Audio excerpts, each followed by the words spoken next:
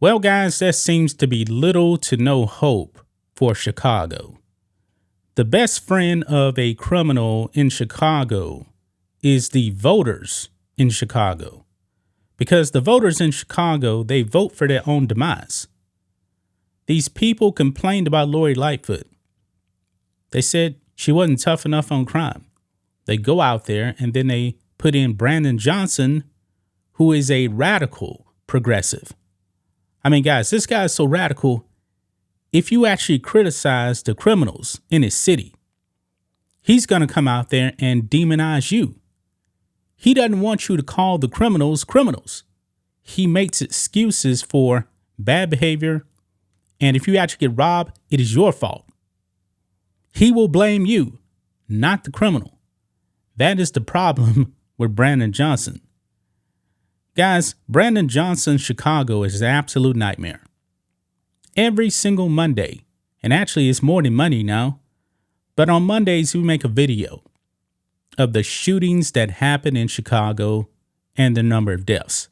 But lately, we've had to make additional videos because some of the things that Brandon Johnson has said has just been outrageous.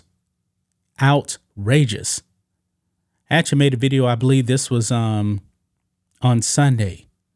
The crime stats so bad, I actually had to stop and make a video. He could not wait until Monday. But then Rhodes came out and he made a video on Monday and the crime numbers got even worse. This man is a failure. And I'm pretty sure you know that the criminals, they're seeing Brandon Johnson saying not to demonize criminals. Guys, this man is actually suing Kia and another automaker for the thefts that's actually going on in Chicago. He's saying, hey, you guys aren't making these cars safe enough. He's not going after the criminal. He's going after the auto manufacturer. That's insane. That is insane. But here we are again, guys, making this video now because what we're going to be talking about here, man, you need to get out of Chicago fast.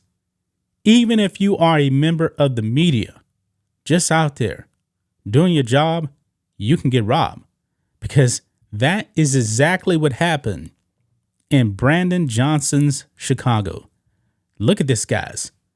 Univision news crew gets robbed at gunpoint in Chicago while reporting on spike in robberies. You cannot make this up, guys. The news crew is out there about to shoot a segment on robberies in Chicago, and then they get robbed at gunpoint. You cannot make this up, guys. And I'm pretty sure whoever actually robbed them, they're not going to get caught. Or there's going to be like little to no charges on them because Brandon Johnson is soft on crime. But it says here, guys, on the Post Millennial, a TV news crew from Univision was robbed at gunpoint in Chicago on Monday while reporting on the city's increase in robberies, an ironic incident that left the crew rattled. I'm pretty sure that they actually were. Now, this actually happened early in the morning, guys. Apparently, criminals don't like to sleep. I believe this robbery actually happened like at 4:30 in the morning. 4:30 in the morning is actually pretty much when I get up, but usually I'm still in the bed. But criminals, they don't sleep in Chicago, obviously. It says here, the Chicago Sun-Times reported that a reporter and photographer were getting ready to do a live shot when three armed men wearing ski masks pulled up to them in a black SUV and a gray sedan. The suspects demanded money from the crew before fleeing the scene after stealing 2 bags of equipment, which included the network's camera and the photographer's backpack. The incident occurred around 4:30 a.m. on Monday in the Wicker Park neighborhood. The reporter at the scene, who wished to remain anonymous, said he and the cameraman were rattled by the attack, but are doing okay, according to Book Club Chicago. I'm pretty sure Brandon Johnson's excuse is going to be, well, nobody got shot. That's going to be his excuse. I'm willing to bet he's probably going to use that as an excuse is that nobody got shot. It's a good thing. I really do want to know what Brandon Johnson actually does have to say about this, guys. You cannot make this up.